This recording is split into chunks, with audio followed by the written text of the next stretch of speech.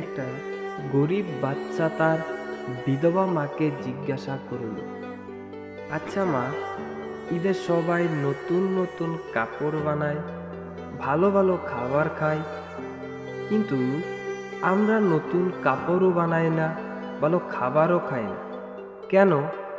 আচ্ছা মা, কেন?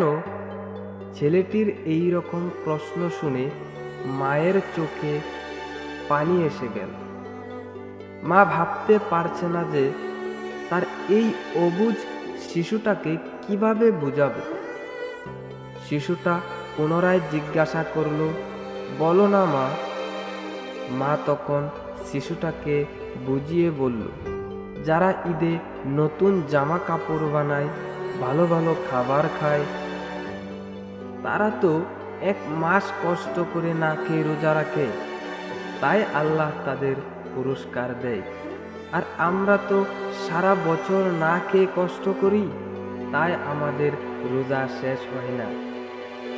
যখন আমরা মরে যাব, তখন আল্লাহ আমাদের জান্নাত পুরস্কার দিবেন, নতুন নতুন কাপড় পরাইয়া দিবেন, ভালো ভালো খাবারও দিবেন। তখন শিশুটা তার মাকে বলল, চলো না মা, আমরাও মরে আল্লাহর কাছে চলে যাই।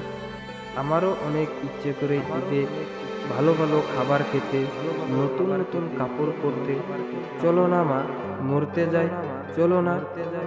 বীরবাক মা তখন চোখের অশ্রু নিয়ে তার কাপড়ের আঁচল দিয়ে চোখ মুছতে মুছতে তার অবুঝ শিশুর দিকে তাকিয়ে রইলেন, কারণ মায়ের কাছে যে আর কোনো উত্তর নেই, নেই কোনো ভাষা।